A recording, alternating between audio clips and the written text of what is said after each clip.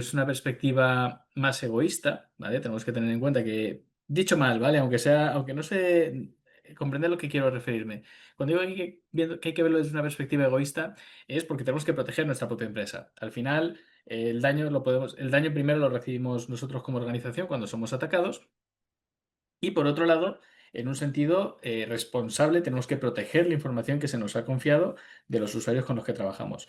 En el área concretamente de seguros, pues podemos entender que tenemos la información tanto interna de la empresa, ¿vale? Lo que sería, pues, información, como decía antes, pues los activos, ¿no? Lo que es la parte confidencial, la parte de nuestras bases de datos de clientes, nuestros propios usuarios internos, lo que incluye a todos, incluida la dirección. Es decir, ahí están nóminas, están datos sensibles, dirección, identificación, cuentas bancarias, etcétera. Y también tenemos la información de nuestros, bueno, en el caso de las aseguradoras, de los clientes, ¿no? Que también, si tienen seguros médicos, pues también puede incluir en un momento dado incluso información sensible médica.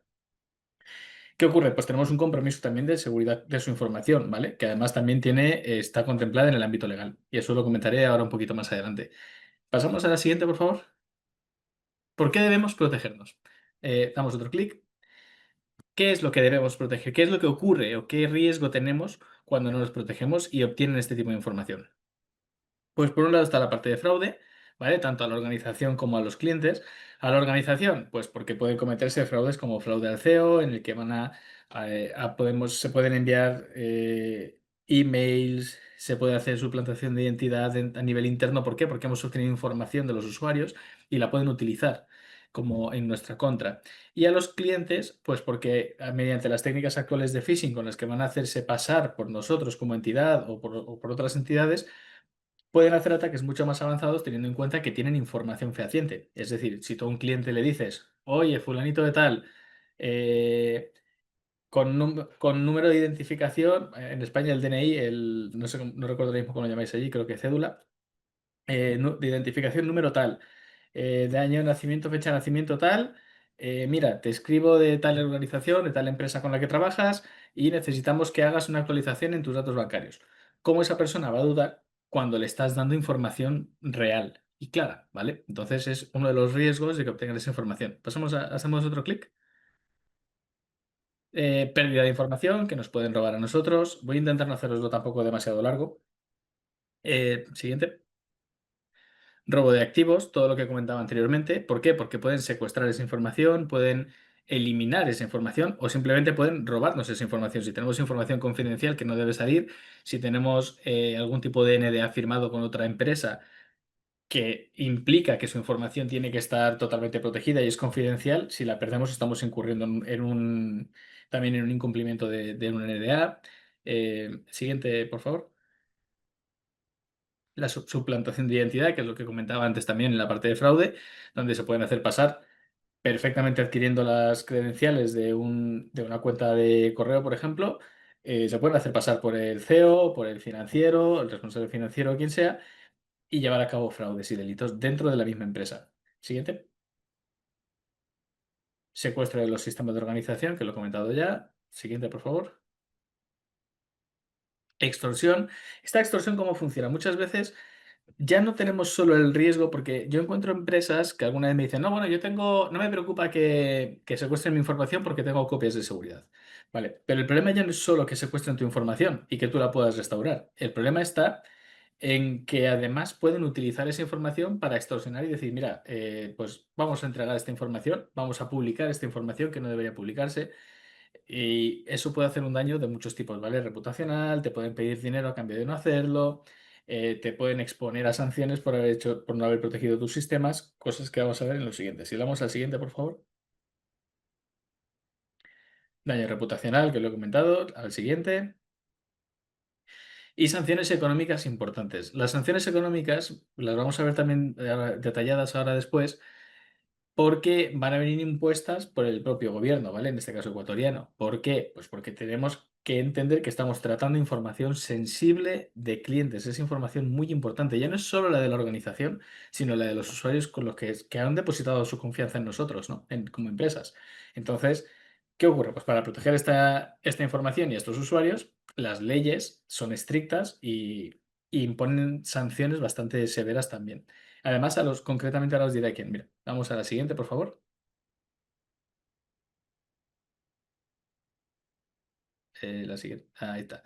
Vale, esta es la diapositiva, un poquito más aburrida, digamos, entre comillas, pero realmente es de las más importantes para mi punto de vista, bajo mi punto de vista. Aquí vamos a ver, yo os he resumido mucho los puntos en los que se apoya la Ley Orgánica de Protección de Datos Personales de Ecuador, ¿vale? Para que entendáis qué parte de la ley estáis sujetos como empresas. Ya no solo, como os digo, no solo de cara a la seguridad de la organización y a las pérdidas que puedes tener solo porque te roben la información, sino las sanciones a las que podemos estar sujetos en caso de incumplimientos. Os voy a leer estos fragmentos que espero que no os parezca muy largo. De hecho, es un resumen súper, súper, súper, súper resumido. Lo podéis leer vosotros mismos porque la ley está ahí. Pero bueno, os lo explico a grosso modo. En el artículo 37, en la parte de seguridad de datos personales, explica que las empresas deben implementar, evaluar y actualizar continuamente medidas técnicas, organizativas y jurídicas basadas en riesgos y mejores prácticas. Los encargados y responsables de tratamiento de datos personales podrán acogerse a estándares internacionales para una adecuada gestión de riesgos, enfocada a la protección de derechos y libertades, así como para la implementación y manejo de sistemas de seguridad de la información. Cuando se refiere a acogerse a estándares internacionales, quiere decir que una forma de apoyarte para mejorar la ciberseguridad de tu organización puede ser apoyarte en estándares internacionales como por ejemplo la ISO 27001, que es un estándar, el estándar internacional asociado con la seguridad de la información, ¿vale? Nosotros cuando hacemos eh, planes directores de seguridad o digamos esquemas que van a preparar la organización para un mejor cumplimiento de la seguridad de la organización, nos apoyamos muchas veces en medidas de la ISO 27001, porque es realmente muy completa y si se cumple realmente bien, pues elevamos el nivel de seguridad de la organización bastante. Aquí ya nos va a decir el artículo 37, nos da a entender que las empresas deben implementar y mantener medidas que sean continuadas en el tiempo, ¿vale? Al final, la ciberseguridad tenemos que verla como algo que es recurrente, no es algo puntual, es algo que debe permanecer en la conciencia de la organización y formar parte de ella y de su día a día y de su forma de proceder, no solo en la forma de tratamiento de datos, que eso también está contemplado en la LOPDP de Ecuador, sino en la seguridad que se da a esa información y cómo se trata esa información para que tenga un manejo seguro. Si damos al siguiente punto, ahí está. El artículo 39 es otro, continuamos ahí, habla de la protección desde el diseño y por defecto. El responsable implementará las medidas técnicas, organizativas y de cualquier otra índole con miras a garantizar el cumplimiento de las obligaciones en materia de protección de datos.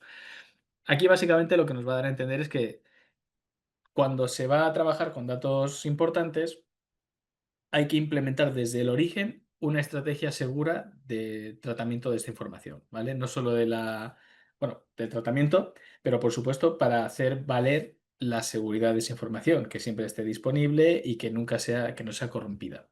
Si vamos al siguiente punto,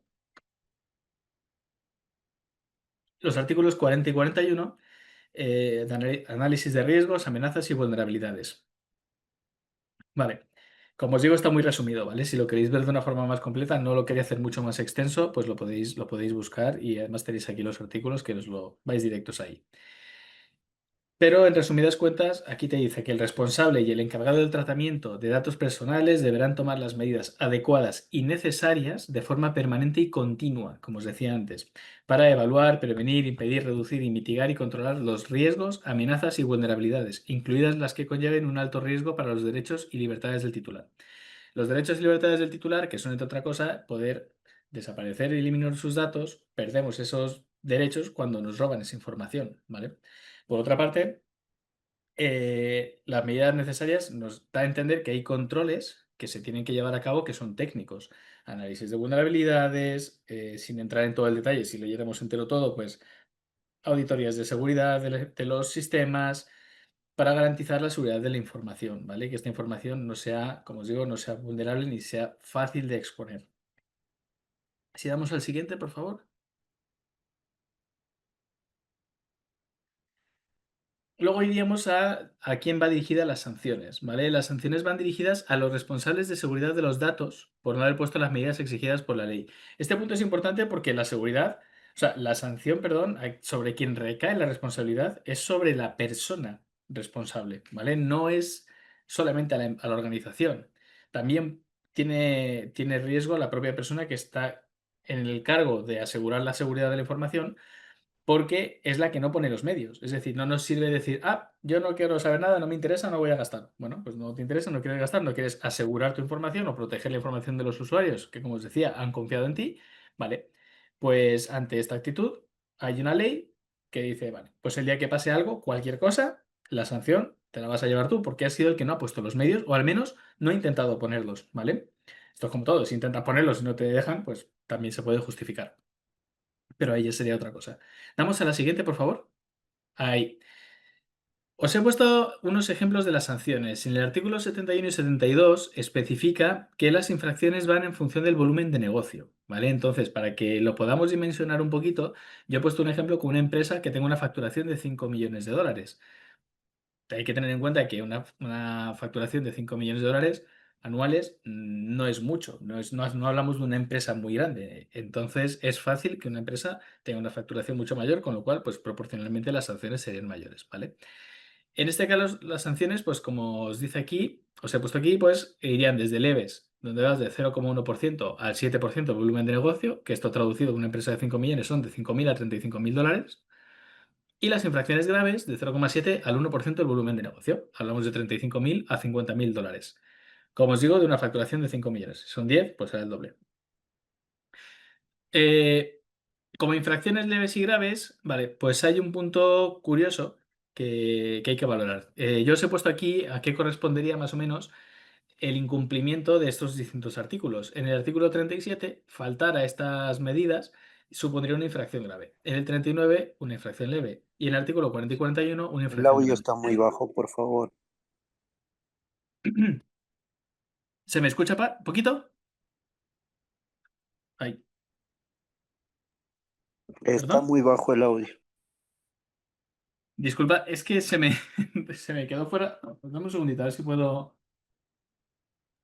No, A Carlos, sí ver, está bien el audio, sí está bien. Disculpa la ¿sí? interrupción. Sí está bien, sí, te escuchamos perfectamente. ¿Se escucha mejor ahora? ¿Hola? Sí está bien, sí está bien, sí está muy Sí. bien. Vale, es que, disculpa, pero es que se me había quedado sin batería justo antes de empezar y a lo mejor se me escucha mejor así. Disculpad el inconveniente. Eh, os decía, sí, el tipo de infracciones. En el caso, por ejemplo, del artículo 40 y 41, si no lo cumpliésemos, hablaríamos de una infracción grave. Pero hay un punto curioso en el que me di cuenta mientras estaba preparando esto, y es que, por ejemplo, en el caso de la ciberseguridad y de faltar a la ciberseguridad, todas serían siempre infracciones graves. ¿Por qué? Porque las infracciones leves aplican prácticamente solo a la parte de protección de datos, del tratamiento de los datos, ¿vale? Sí puedes tener una infracción leve, pero sería muy raro, porque si no tienes protección desde el diseño y por defecto en la parte de ciberseguridad, incurrirías en infracciones graves. Con lo cual, no cumplir en las cosas básicas de ciberseguridad, incurriríamos en una infracción grave. Con lo cual, la sanción, tenemos que tener en cuenta siempre que va dirigida a una persona y no a la organización. Hablamos de entre 5.000 a 50.000 dólares. Generalmente será de 35 a 50.000 en el caso de una empresa de 5 millones. Si es algo menos, pues proporcionalmente menos. O si es más, pues proporcionalmente más. ¿Vale? Bueno, espero que haya quedado clara esta parte. Si no, pues bueno, me podéis preguntar ahora y si puedo, pues os lo resolveré. Pasamos a la siguiente diapositiva. ¿Cuál sería la solución? Porque claro, al final todo suena como muy confuso, pero la realidad es que podemos dar una solución dentro de lo que cabe. No es que no sea sencilla, no es que sea sencilla, pero sí que os podéis apoyar pues, en empresas como la nuestra. ¿Vale? Al final nosotros estamos familiarizados con todo esto y siempre vamos a facilitar la accesibilidad a la ciberseguridad, obviamente. Mira, pues al final la solución va a ser implementar ciberseguridad, como es lógico. Vamos al siguiente puntito. ¿Cómo? Pues implementando políticas de seguridad, que esto está además bastante definido también en la Ley Orgánica de Protección de Datos. Eh, pues hay que implementar, por ejemplo, división de roles, control de accesos, seguridad de dispositivos y cuentas de correo, como ponemos aquí en el siguiente punto. Si damos al siguiente, firewalls con los que vamos a proteger la red o cortafuegos, como los llaméis. en inglés o en español. Auditorías de sistemas o pentesting. Aquí voy a parar un segundo. Las auditorías de sistemas y pentesting hay que tener en cuenta un factor, ¿vale? Porque esto he visto yo que ocurre, lamentablemente ocurre en España, pero también he visto que ocurre en algunas empresas en Ecuador, porque claro, nosotros al estar abriendo allí una filial, pues estamos estudiando un poquito el mercado y hemos visto que algo que me molesta mucho que pasa aquí, veo que también pasa allí. Y es lo siguiente, las auditorías de sistemas o pentesting, no, sin pasar al siguiente, todavía en auditorías, eh, tenemos que ver que es como la actividad que lleva a cabo el típico hacker, ¿vale? El ciberdelincuente que nos imaginamos encapuchado y tal. Bueno, pues tenemos la versión buena, que son los hackers en realidad, no son delincuentes, su trabajo es ese, son auditores, y lo que van a hacer es intentar hacer una intrusión en los sistemas. ¿Por qué paro en este punto? Porque me he dado cuenta que hay empresas que ofrecen este servicio de una forma mediocre y realmente es falsa, ¿vale? Es decir, un pentesting o una auditoría de sistemas correcta no consiste en llegar y conectar, como me han dicho en algunas empresas que les han hecho, no consiste en llegar y conectar tu laptop o tu tablet a los sistemas y pasar un programa y hasta luego ya está hecho, muchas gracias, he tardado 2 horas, hasta luego. Eso no es un pentesting, ¿vale? Lo meten como si lo fuera porque los resultados en papel se parecen, ¿vale? Pero no es así. Por favor, cuando tengáis que hacer un pentesting o una auditoría de sistemas, tened eso en valor. Que te cobren, me lo invento, aproximadamente 1.500 o 2.000 dólares por ese trabajo, no es barato como parece, sino que encima es caro, pero es que además ni siquiera es el trabajo adecuado, ¿vale? Y eso yo lo aclaro mucho porque nosotros cuando hacemos un proyecto y hacemos estos trabajos, los hacemos correctamente, el coste a lo mejor es ligeramente más alto, tampoco mucho más, pero implica el trabajo de un profesional que se va a llevar al menos 5 días de trabajo. También va a llevar a cabo el proceso automatizado con un software que va a funcionar también, pero tiene un proceso manual que va a hacer evaluaciones de la parte de lógica de negocio, ¿vale? Y eso no lo puede hacer ningún software a día de hoy. Y son trabajos que pueden llevar 4 o 5 días, una semana o un mes en función del tamaño de la organización. ¿Vale? Ese punto sí que es importante tenerlo en cuenta y después os explicaré un poquito también por qué. ¿Qué más podemos implementar en una organización? Concienciación de usuarios. Los usuarios deben saber cuáles son los riesgos de hacer clic, por ejemplo, en el enlace inadecuado. Cuando te mandan un email que no es legítimo, ¿cómo diferenciarlo? Porque hay que saber que existen esos emails ilegítimos. Esto es mucho más importante de lo que parece porque nosotros también tenemos la parte en Auditec también hacemos análisis forense de la parte de sistemas y hemos tenido que ayudar a varias empresas a recuperar pues cantidades importantes. La última fue 400.000 euros un robo y la anterior fueron 100.000 por fraudes que se hubieran podido evitar si los usuarios hubieran tenido una buena concienciación, hubieran sabido cómo trabajar sus claves, dónde meterlas, dónde no meterlas, si no hubieran hecho clic en el enlace equivocado, facilitando credenciales a delincuentes y demás, ¿vale? Damos el siguiente paso. Y ya por último, el centro de operaciones de seguridad. Bueno, siempre hay muchas más cosas que se pueden implementar, ¿vale? Esto es una generalidad y normalmente las que son requisitos por normativa generalmente. Y bueno, el centro de operaciones de seguridad o un SOC que se le llama, que es, digamos, el típico sitio que imaginamos lleno de pantallas, como podemos ver aquí al ingeniero Marcelo con sus pantallas así, pues así me los imagino, así los vemos todos, ¿no?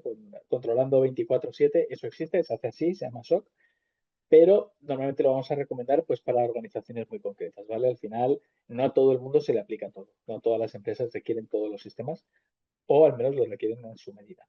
Vamos al siguiente, ya casi termino, ¿vale? ¿Cómo podemos terminar? O sea, ¿cómo podemos ayudaros desde Auditech? Disculpad.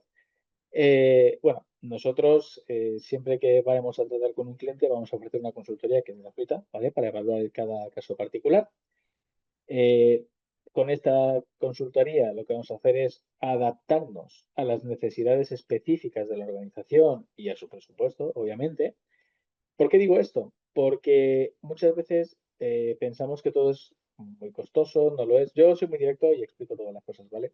Hay que entender que las cosas pueden ser más o menos costosas, pero también va en función del tamaño de la organización y de sus necesidades. No puedo implementar en todas las organizaciones todo de forma cuadriculada, ¿vale? De hecho, ha habido empresas que quieren trabajar con nosotros para vender servicios y no pueden encajar porque nos negamos a venderlo de esa manera. Es decir, al final cada empresa tiene una necesidad. Yo tengo clientes, el más pequeñito que tiene que tener cerca de 7, 8 empleados, a empresas de más de 6.000 empleados, y cada una está protegida a su medida. De hecho, tienen niveles muy parecidos de seguridad. De hecho, esta pequeñita es la más protegida de todas, yo creo. Tiene todo lo que se puede tener y a un coste pues es reducido porque la empresa es pequeña, ¿vale? Entonces, al final, nosotros siempre vamos a escalar y a adaptar la necesidad de cada organización a su tamaño y al activo que tiene que proteger. ¿Esto qué quiere decir?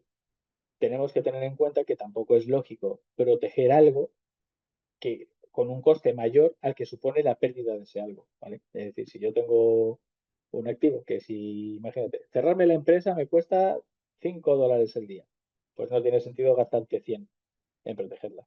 Pero a nadie le va a costar $5 cerrar la empresa un día o dejarla sin funcionar durante una semana. Ahí es donde tenemos que evaluar y decir, vale, pues sí, prefiero que no se quede paralizada, que no me cause un daño reputacional, que no pierda datos de usuarios, que no pierda mi propia información y todo lo que conlleva, porque obviamente cuando tienes un ataque de este tipo tienes que avisar algo a las entidades gubernamentales definidas de que has tenido un ataque, porque no avisar también supone sanciones, etc. ¿no? En resumen, va todo adaptado a cada tamaño de organización.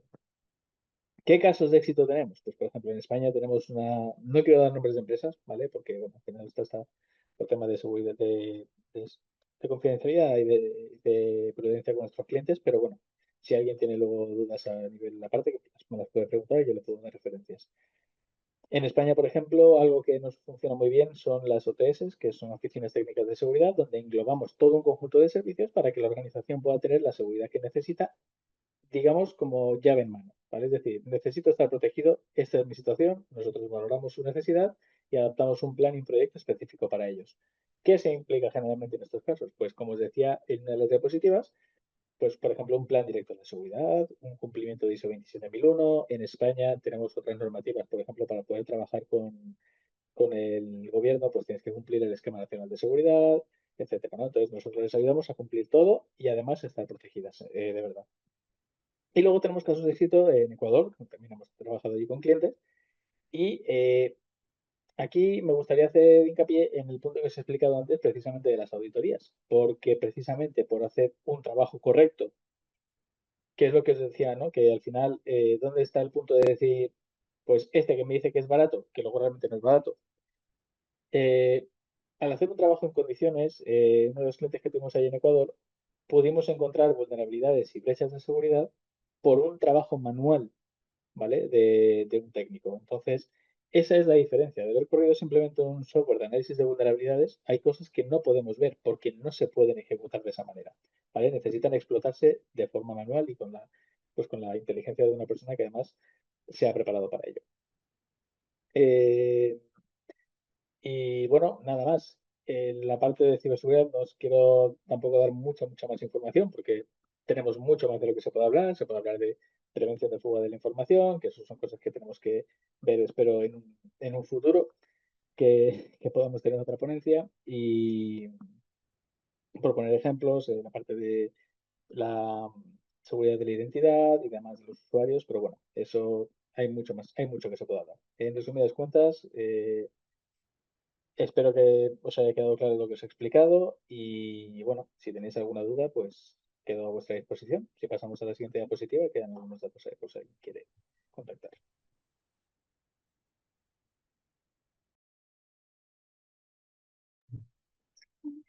Muchas gracias, gracias por la información. Tenemos una duda que nos han colocado en el chat y nos indican, ¿cómo pueden las cooperativas de ahorro y crédito, empresas medianas, implementar un centro de operaciones de seguridad 24/7 de forma escalable y sin grandes inversiones iniciales? Vale. Pues como os decía, al final todo va a depender del tamaño de la organización. Nosotros proponemos distintos modelos de trabajo para el modelo de seguridad 24/7. De hecho, la mayoría se basan en el número de usuarios, ¿vale? Y en función en función del número de usuarios que tengan, podríamos evaluar un coste, ¿vale? Entonces, al final, ¿cómo se implementa esto? Pues al final la seguridad 24/7 va a consistir en una vigilancia de los sistemas y de los dispositivos que tienes en la organización. Nosotros vamos a ingestar o digamos, a absorber o a poder ver toda esa información que ocurre y el equipo designado, que va a estar 24/7, pues va a vigilar que no haya anomalías, ¿no?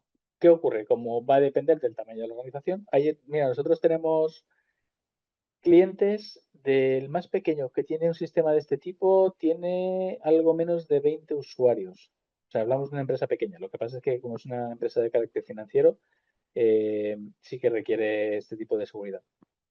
O sea que al final no tiene por qué ser costoso, ¿eh? Es una de las apuestas que nosotros hemos hecho en Auditec precisamente para alcanzar organizaciones incluso muy pequeñas. Al final, como os digo, va a un coste relacionado al coste por usuario, servidores y demás, pero vamos, os lo tendría que explicar de forma más concreta para poder daros una cotización que es bastante sencilla y rápida también. Con lo cual, si tenéis esa duda y queréis valorarlo, podemos, si queréis, tener una pequeña reunión. Más que nada, incluso para valorar que realmente estéis en el punto de necesitarlo y que a lo mejor no haya otra cosa que digamos, pues mira, antes a lo mejor de meter eso, sería ideal que tengas esto otro porque a lo mejor no lo tienes, o podemos reducir costes de una parte y implementarlos en esta teniendo un servicio mejor con un coste más bajo. Hay varias cosas que podemos mirar. No por ser una empresa mediana o pequeña, no quiere decir que no puedas tener un servicio 24/7 accesible.